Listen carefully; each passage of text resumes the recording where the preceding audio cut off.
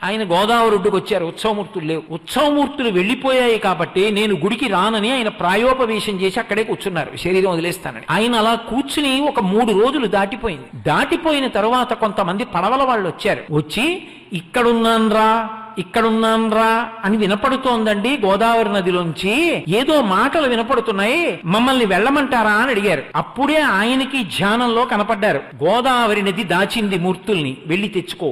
కానీ సీతమ్మ కనపడదు. ఎందుకు అంటే ఆ సీతమ్మ ప్రత్యేకంగా కోరుకుని సీతమ్మని తన కడుపులో పెట్టేసుకుంది. సీతమ్మని ఇవ్వదు. కాబట్టి రామలక్ష్మణులు దొరుకుతారు, తెచ్చుకో. నా పక్కన కళ్యాణానికి సీతమ్మ ఉండాలి కదా, మరి సీతమ్మ కావాలి అంటే ఫణిగిరి సంస్థానం నుంచి పట్రా. కానీ ఫణిగిరి జమీందారు గారు ఇవ్వరు. అందుకని ఫణిగిరికి భద్రాచలం అర్చకులు వెళ్ళండి. ఆయన ఎంతో గౌరవించి ప్రసాదం ఏమి పుచ్చుకుని రాత్రి ఉండి రేపు వెళ్ళండి అంటాడు. రాత్రి కుంచకోలతో రహస్యంగా తలుపులు తెరిచి సీతమ్మని ఎత్తుకొచ్చేయండి, ఆ సీతమ్మని నా పక్కన పెట్టి కళ్యాణం చేయండి అన్నారు. అర్చకులు ఆ ఫణిగిరి జమీందారు గారి దగ్గరికి వెళ్ళి ఆ రాత్రి పడుకుని రాత్రి కుంచకోలతో తలుపులు తీశారు. తీసి సీతమ్మ విగ్రహాన్ని ఎత్తుకొచ్చాము అనుకుని లక్ష్మణస్వామి విగ్రహాన్ని ఎత్తుకొచ్చారు. కంగారు కొంత దూరం వచ్చి చూస్తే లక్ష్మణస్వామి మళ్లీ లోపలికి వెళ్ళి మళ్లీ అక్కడ పెట్టేసి సీతమ్మని తీసుకొచ్చేశారు. ఫణిగిరి జమీందారు గారికి తెలిసి భద్రాచలం అర్చకుల్ని దండిస్తామని బయలుదేరదాం అనుకున్నారు. రాత్రి రామచంద్రమూర్తి కల్లోకి వచ్చి ఫణిగిరి సీతమ్మని నేనే కోరుకున్నానయా జమీందారు, బయలుదేరి వచ్చి మొదటి కళ్యాణం నువ్వు చేసి జనక మహారాజు గారి స్థాయి పొందు అన్నాడు. ఆయన మేళతాళాలతో బయలుదేరి వచ్చి కళ్యాణం చేశాడు.